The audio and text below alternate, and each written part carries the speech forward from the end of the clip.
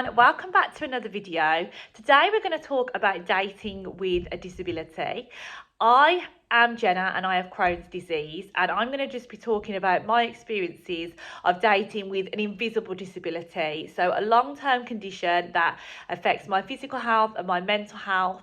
I'm not going to talk about date ideas that are like accessible for those with physical disabilities, just because I don't have any experience in that.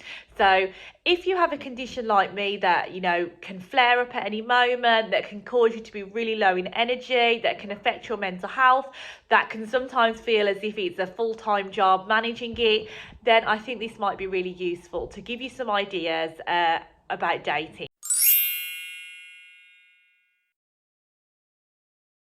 So I'm going to split this into two parts, and the first part that I'm going to start with is date ideas where we can leave the house.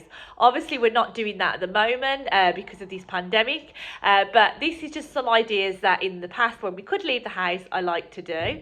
And then the second part is going to be ideas for when you're at home, and obviously we're all at home at the moment, but those of us with chronic conditions are really used to spending a lot of time at home anyway, because we just don't always have the energy and the spoons to venture outside.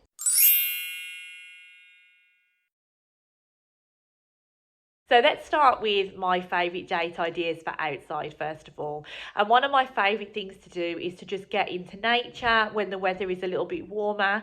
So National Trust properties can work really well for this, and they're really quite affordable if you sign up for a membership. But you can also go onto their website and see which ones are accessible, get a little bit idea about the actual nature of the walk, if there's some like low impact walks, for example, if there's toilet facilities nearby, if there's food facilities, if you can take your dog.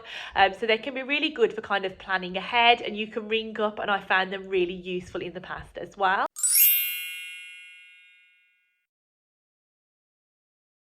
One great thing about getting outside for a date idea, especially when it's warm, is picnics. So this is really good if you're like on a first date or in a new relationship, and like me, you have to watch what you eat, because it means obviously you can pack the contents of the picnic and you can just take everything at your own pace. Because I find if I go out for a meal, obviously if the restaurant's serving quite quick, you can be expected to kind of eat quite quickly. You might have to ask for certain foods, and then going for a picnic and just taking your own food leaves all of that explanation part of what you can eat until you're a little bit more confident. So I think that works really well.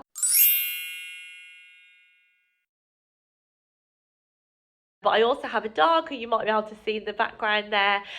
So taking a dog for a walk is a little bit of an icebreaker if it's a new day. It takes a little bit of pressure off, it takes a little bit of anxiety off, and you've got a little bit of, your comfort blanket, which my pet definitely is, a bit of emotional support.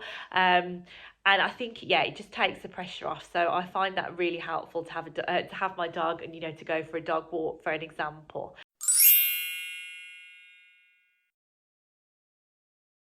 So those are my favourite things to do outside the house. Other ideas that don't involve being, in the cold.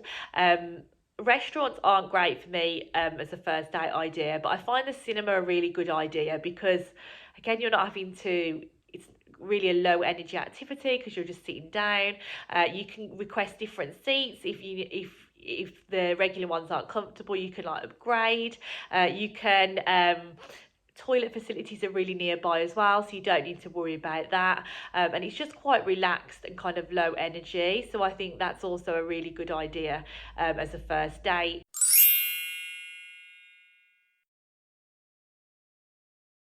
In terms of things that I like to do at home then, so obviously that's a lot of us are doing at the moment, but don't discount the idea of having a virtual date or a date at home, because when you've got a disability, you can sometimes feel like you have to make an effort, but going out to that restaurant or to that party could then mean that you're resting at home for days, because it just takes us so much longer to recover.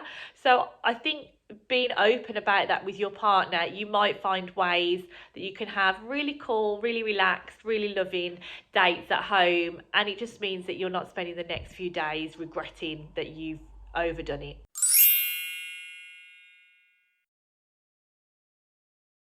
So things that I really like to do at home, we are lucky to have a garden, so I guess this is outdoors again. But gardening is really good for my mental health, and that's something that I've done with my partner before.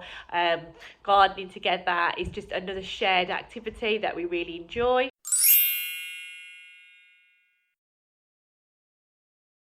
I also really enjoy murder mysteries and escape rooms, and pre COVID, I was always going to those. You can get so many of those virtual escape rooms now and virtual murder mysteries. Not only is it really fun to do something together and have a proper conversation, but it gets you off your phone, because there's so many times where we've said, let's have a movie night, and I've just started scrolling on my phone, and then before I know it, I'm halfway through the film and I've no idea what's going on. So I think like virtual events are really good for that.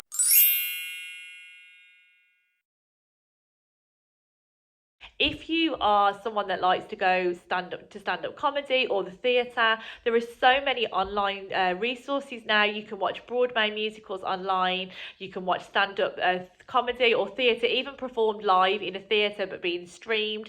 So if you are into more cultural things, why not suggest something like that? Watching an online exhibit together, watching some stand up comedy together, watching a theatre production together.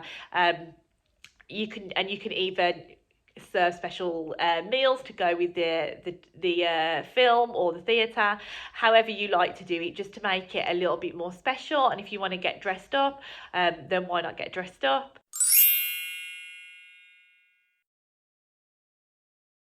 Another thing that I really like to do is in general kind of look after myself and kind of do a spa experience. And this can be really nice perhaps if you've got a date with friends or somebody that really likes pampering as well. You can do it virtually on Zoom and chat to each other with a glass of wine, or if you are together at home, you can do it together at home. And it's really affordable, and I find so many people online that sells, you know, amazing bath salts and different products for your skin, like vegan and natural skincare, and that can be really nice to do as well.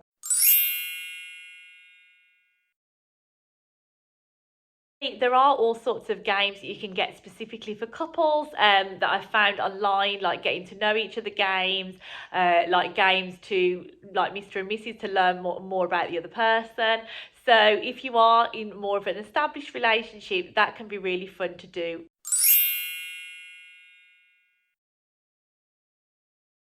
I think it's really important to schedule time together. So I've come across some boxes on the internet, like you can get a monthly date box sent to you, or say if you're both really into cheese and different foods, perhaps you could order a cheese subscription box and have a cheese and wine night every month when the box arrives. Just little things like that can make it really easy.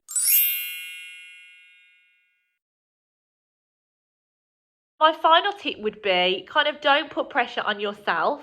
If you're perhaps in a new relationship and you just love to relax while reading a book, and their idea of relaxing is doing a puzzle, don't feel like you have to force each other's hobbies on each other. Sometimes some of my favourite dates are perhaps sharing a bottle of wine. I'm enjoying my book, they're enjoying their puzzle, for example, and we're still having a conversation and sharing wine or sharing food together, and just letting each other do our own thing. And I think that's really important, because if you have a busy life and you have a chronic illness, you can sometimes forget to just enjoy yourself and do your own thing and not put too much pressure on yourself.